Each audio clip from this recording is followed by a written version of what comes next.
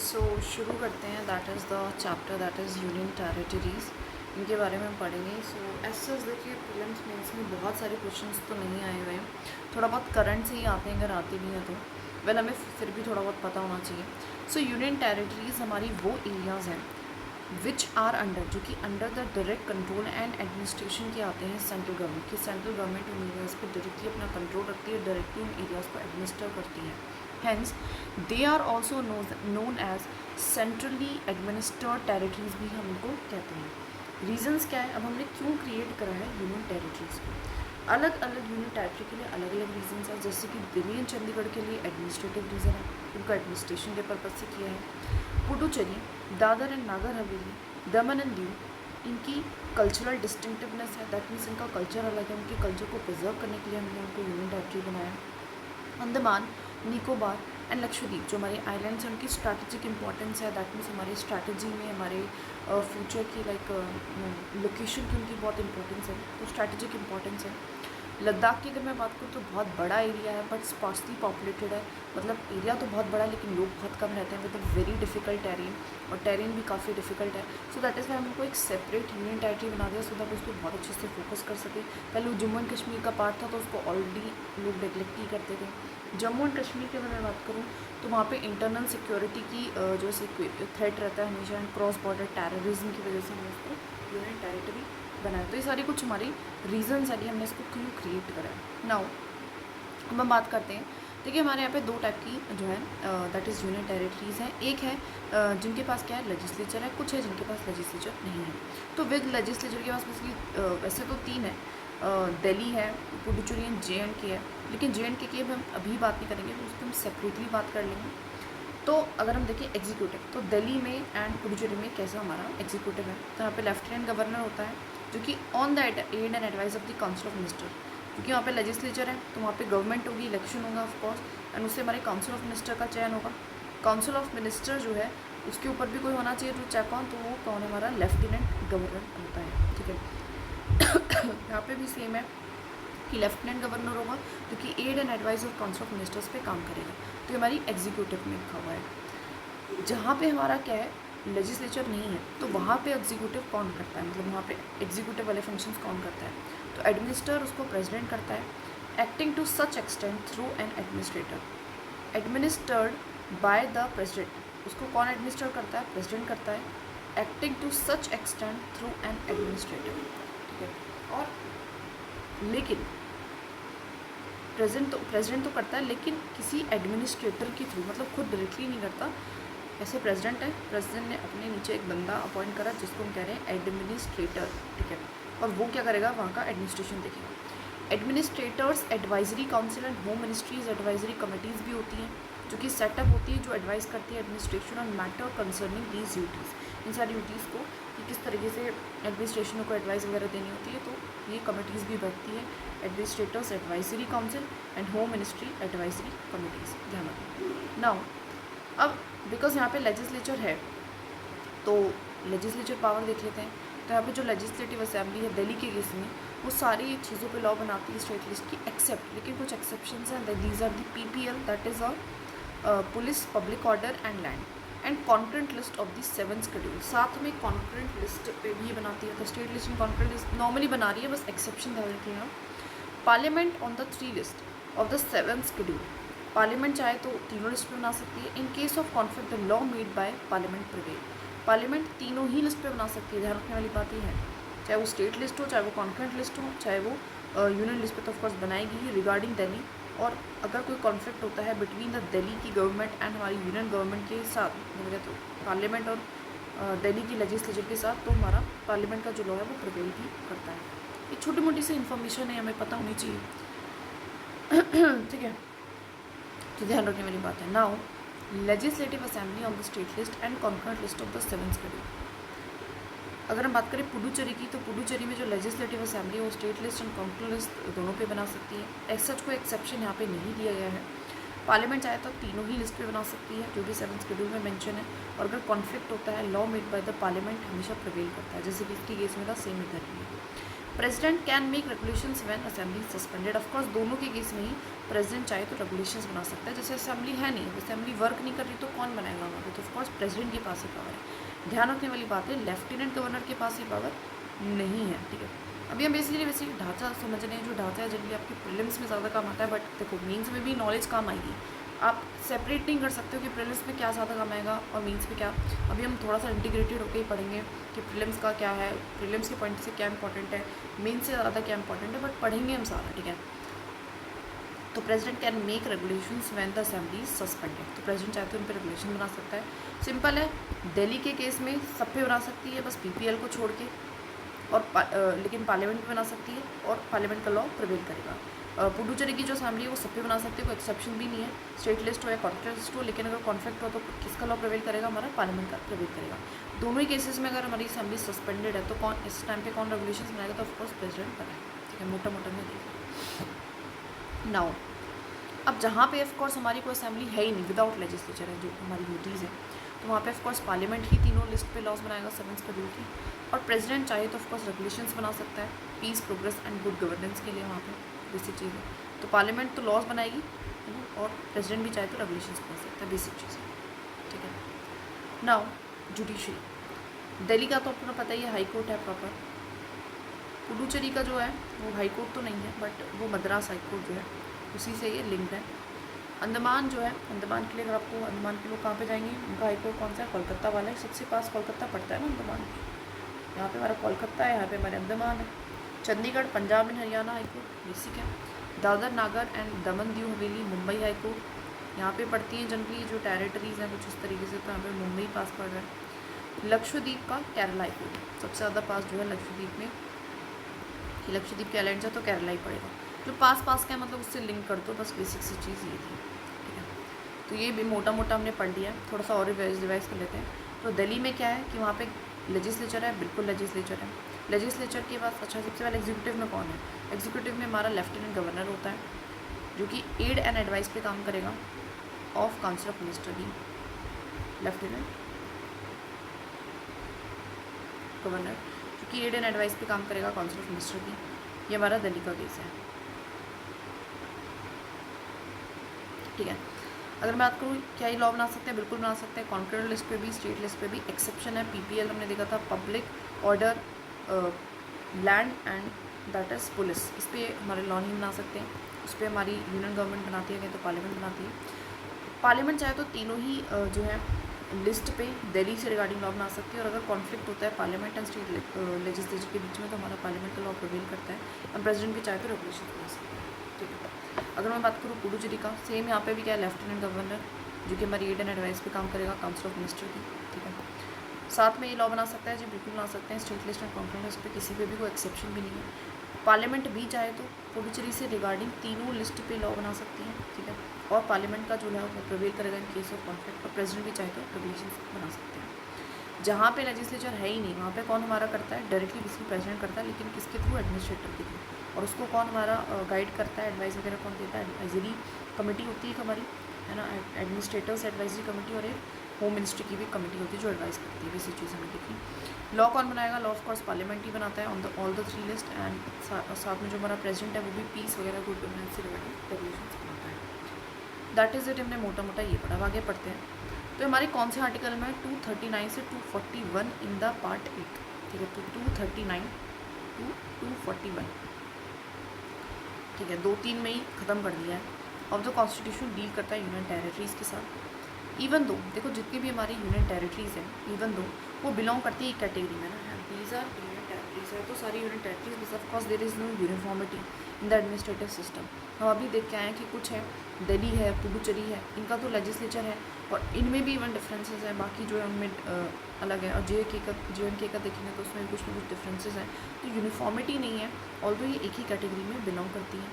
Every union territory is administered by president ही उनको basically तो मोटा मोटा एडमिनिस्टर करता है, acting through an administrator appointed by, लेकिन किसके थ्रू, एडमिनिस्ट्रेटर के थ्रू, है ना। एडमिनिस्ट्रेटर जो यूनियन टेरिटरी का होता है एक तरीके से एजेंट है प्रेसिडेंट का, not the head of the state like governor. ध्यान रखने वाली बात है, जो लेफ्टिनेंट गवर्नर हुआ या कहें तो एडमिनिस्ट्रेटर, ये हमारे एक तरीके से एजेंट है ऑफ प्रेसिडेंट, ना कि खुद गवर्नर एक हेड ऑफ द स्टेट वो नहीं है। Delhi is the only union territory है जिसके पास अपना खुद का हाई कोर्ट है, ये तो पता ही है हमें। Does not share its high court with any other UT और स्टेट, और किसी और के साथ भी अपना मतलब यूटी और स्टेट जो है शेयर नहीं कर रही है। It initially had jurisdiction over both union territory of Delhi and Himachal Pradesh. पहले क्या था कि जो ये दिल्ली का हाई कोर्ट था, तो हिमाचल बाद में फॉर्म हुआ, तो Himachal Pradesh as well as Delhi दोनों पे इसका क्या था, जुरिस्डिक्शन था। लेकिन बाद में फिर हमने और जो हाई कोर्ट ऑफ दिल्ली है नो लॉन्गर उसके जुरिस्डिक्शन ही हिमाचल प्रदेश को अपना बन गया है हाई कोर्ट। प्रोविजंस क्या है एडमिनिस्ट्रेशन ऑफ ड्यूटीज़ के, वो एप्लीकेबल होते हैं हमारी एक्वायर्ड टेरिटरी में। बेसिक चीज़ें देखिए, अगर कोई नई टेरिटरी आ रही है तो वो स्टेट तो बन नहीं जाएगी, वहाँ पे इलेक्शंस वगैरह नहीं हुए हैं अभी, तो एक्वायर्ड हुई है अभी, तो उसको हम देखेंगे क्या बनाना है, कैसे बनाना है ना। तो उसको जनरली उस पर पहले हमारी ड्यूटीज़ की ही प्रोविजंस अप्लाई होते हैं। जम्मू एंड जो कश्मीर है high court is the common high court है of duties of Jammu and Kashmir and Ladakh के लिए। JNK में वैसे ऑलरेडी हम पढ़ लेंगे, तो बेसिकली JNK पहले स्टेट था तो उनका हाई कोर्ट था, तो JNK में था, तो JNK एंड लद्दाख दो यूनियन टेरेटरी बन गए। तो कह रहे हैं कि जो JNK का हाई कोर्ट है एंड जो लद्दाख है उनके लिए सेमी हाई कोर्ट है बेसिक चीज़। जो मिनिस्ट्री ऑफ होम अफेयर्स है, ध्यान रखने वाली बात है, कौन सी ministry, ministry of home affairs nodal agency है ऑफ ऑल द यूटीज़, इसमें कन्फ्यूज़ नहीं हो रहा बिल्कुल भी। Governor of Punjab is concurrently the administrator of Chandigarh. इसलिए बोल रहा है कि क्या ऐसा क्वेश्चन आता है कि गवर्नर ऑफ पंजाब, कोई गवर्नर हो सकता है और साथ में एडमिनिस्ट्रेटर भी हो सकता है कि चंडीगढ़ का, बिल्कुल हो सकता है, गवर्नर एडमिनिस्ट्रेटर भी हो सकता है, तो सेम टाइम। ये बेसिकली क्वेश्चन आता है, बहुत ही फैक्चुअल है, बट हम जस्ट टेलिंग यू। देखिए जो चीज़ लिखी नहीं हुई ना कि नहीं हो सकता है, जब तक ये ना लिख जाए कॉन्स्टिट्यूशन में नहीं हो सकता है, तो हो ही सकती है वो चीज़ें, ठीक है।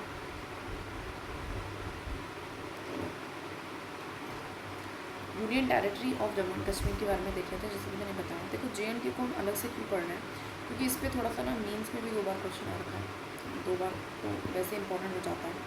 इश्यूज इससे रिगार्डिंग चलते रहते हैं, ठीक है। बड़ा इशू हुआ 370 को हटाने के बाद, उससे पहले स्टेटस कुछ और था, अब स्टेटस कुछ और है, अब इसमें कुछ ना कुछ अभी इलेक्शन हुए हैं फिलहाल में, साथ में कुछ ना कुछ यहाँ पे होता ही रहता है। ये हमेशा मतलब ना न्यूज़ में रहता है, स्टेट की मांग करेगा कुछ ना कुछ इस तरीके से।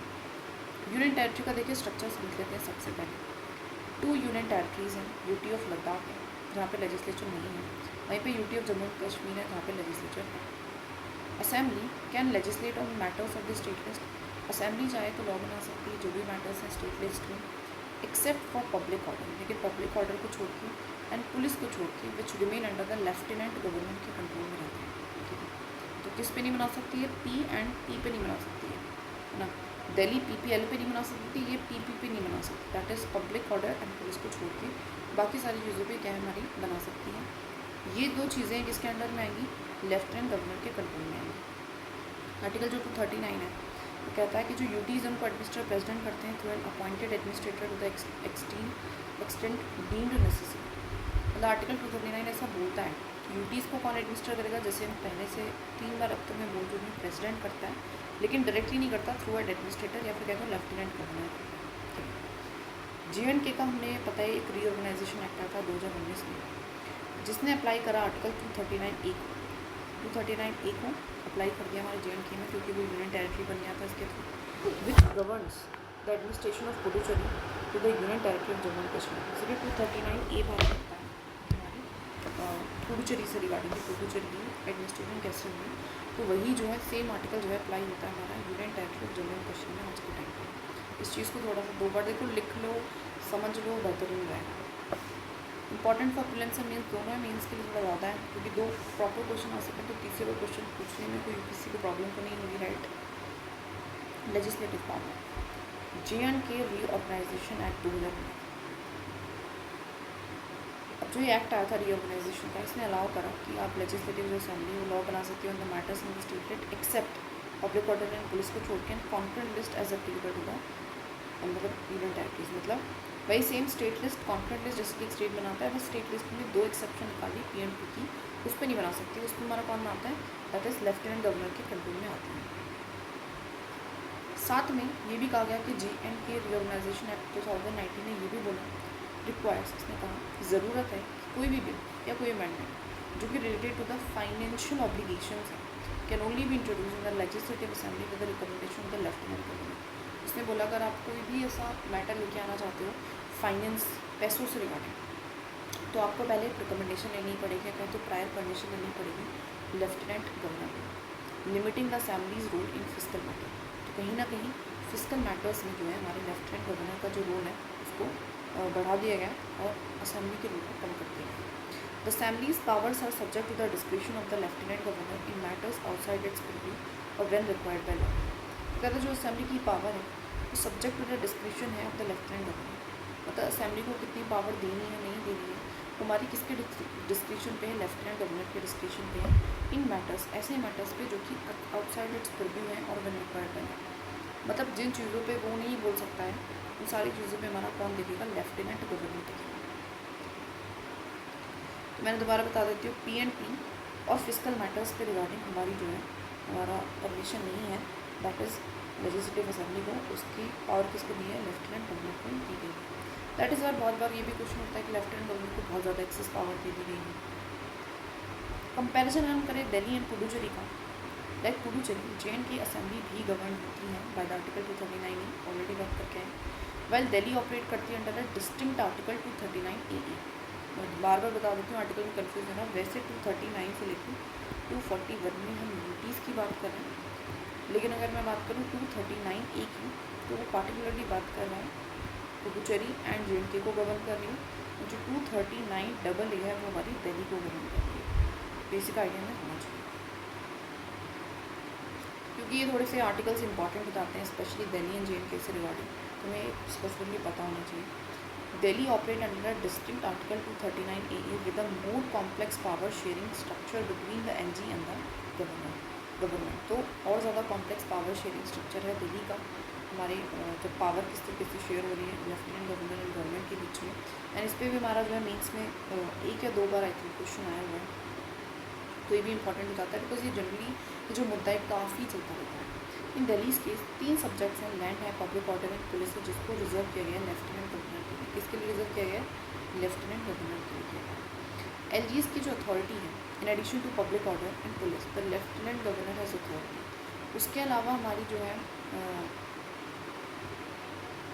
हमारी पब्लिक ऑर्डर एंड पुलिस के अलावा जो लेफ्टिनेंट गवर्नर है उसकी अथॉरिटी जो है वो ओवर ब्यूरोक्रेसी भी है, the anti corruption bureau, over the bureaucracy and anti corruption bureau पे भी अथॉरिटी किसकी, लेफ्टिनेंट गवर्नर की होती है। With discretionary power over all matters outside the, ये जम्मू एंड कश्मीर के लिए था, तो लेफ्टिनेंट गवर्नर को देखो जो पावर स्टेट लेजिस्लेचर से ले ली गई है उसको दे दी गई है लेफ्टिनेंट गवर्नर को। कौन कौन सी है, PNP public order and police, साथ में हमारा दैट इज़ फिस्कल मैटर्स, जो भी फिस्कल मैटर्स हैं, और साथ में हमारी ब्यूरोक्रेसी या कहें तो एंटी करप्शन ब्यूरो।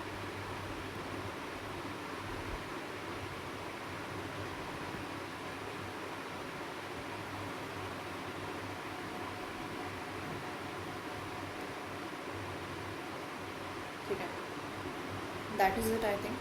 अब हम थोड़ा सा दिल्ली का भी केस पढ़ लेते हैं। एज आई ऑलरेडी सेट कि ये ऑलरेडी बहुत ज़्यादा न्यूज़ में रहता है, तो ये हमें एकदम बाय हर्ट कहते हैं ना, बाय हर्ट दिल में उतर जाना चाहिए बेटा। तो अगर हम स्पेशल प्रोविजंस की बात करें दिल्ली में, तो 69th constitutional amendment act of 1991 special status to the union territory of Delhi and redesignated at the national capital territory of Delhi and designated the administrator of Delhi as a lieutenant. ठीक है, तो 69th कॉन्स्टिट्यूशनल अमेंडमेंट एक्ट आता है जो कि special status देता है हमारी जो यूनियन टेरिटरी है दिल्ली का, एंड उसको री-डेजिग्नेट करता है, उसका नाम चेंज करके क्या कर देता है, national capital territory of Delhi कर देता है, and designated administrator of Delhi as the lieutenant governor. और पहले जो है लेफ्टिनेंट गवर्नर को एडमिनिस्ट्रेटर कहते थे, अब उसको हम क्या कहेंगे, लेफ्टिनेंट गवर्नर। तो 69th जो कॉन्स्टिट्यूशनल अमेंडमेंट एक्ट है, दिस इज़ इम्पॉर्टेंट, तो उसको थोड़ा सा याद रखना है।